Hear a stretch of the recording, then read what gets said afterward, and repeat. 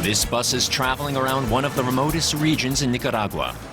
Buses provide the primary means of transport for most coffee growers here. Two-thirds of the country's coffee production is located around the city of Jinotega at elevations of some 1,200 meters. 68-year-old Doña Eudocia is a coffee grower with many years of experience. She lives in the village of Santa Isabel and belongs to the cooperative Las Hermanas, or the Sisters.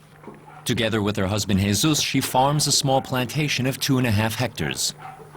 The harvest has just begun, and Eudocia expects it to yield around 3 tons of coffee beans. Eudocia relies on the 4,000 euros a year she earns from her plantation to feed her 6 children. No es mucho. No es mucho. It's not much. And that's why we strive to deliver top quality beans, because then they'll give us a higher price. Big coffee-producing nations like Brazil and Vietnam have pushed down prices worldwide. But Eudocia is lucky to belong to a co-op that supplies importers of trans-fair coffee. Consumers in Europe and the U.S. are willing to pay more for this fair trade product, which gives producers some stability when prices start to fall. Wilmer Estrada is an agronomist at the Sopexca Co-op, the regional umbrella organization. He's an advisor to the women from Las Hermanas. Eudocia tells him about her harvest. The harvest this year will be poor because we have a lot of new seedlings. Last year we had a better harvest, and I'm hoping next year's will be good again. Pero este otro año esperamos buena cosecha. Wilmer shows Eudocia how she can protect her plants from pests. Being part of the Sopexca Co-op, she has access to services, like this one, that she could never afford on her own. The cooperative also helps small growers avoid middlemen who would cut into their profits. Our cooperative supports us, for example, with long-term loans. That way we can secure our production even in times of crisis.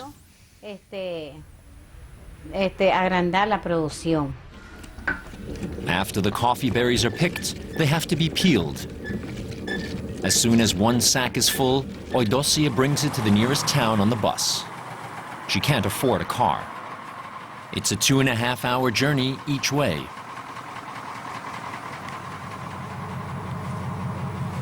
It's a lot of effort for a single sack of coffee, but she needs the money.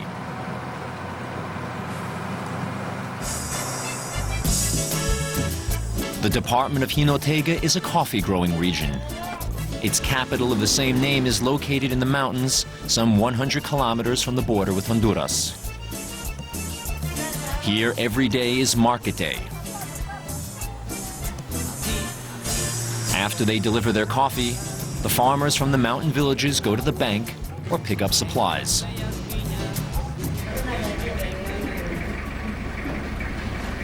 The Sopexca Cooperative has 600 members and specializes in fair trade coffee.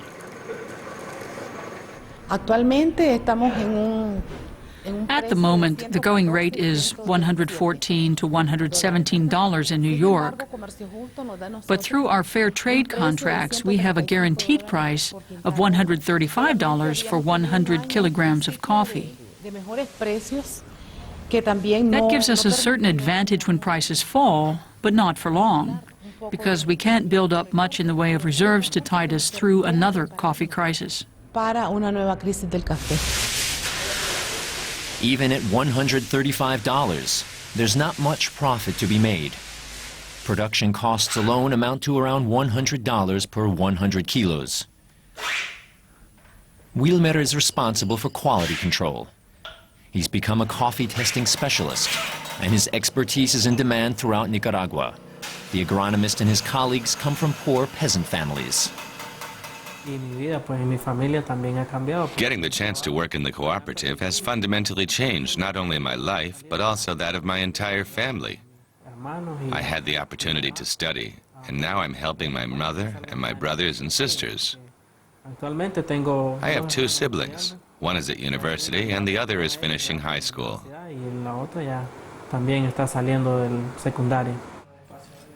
Wilmer tests the coffee's bouquet and the smell of the ground coffee. Wilmer is the nose of Sopexka. The quality has to be just right. The Cooperative's prize-winning brew has a very special taste. The coffee we produce here has an aroma of chocolate, and due to the mountainous region, a hint of citrus. 70% of the coffee the farmers produce is exported to European countries.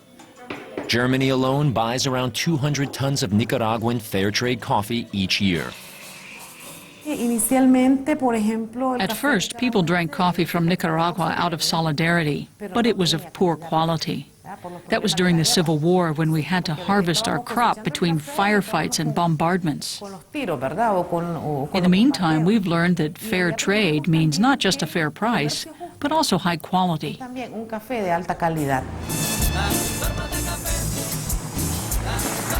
People here are proud of their coffee.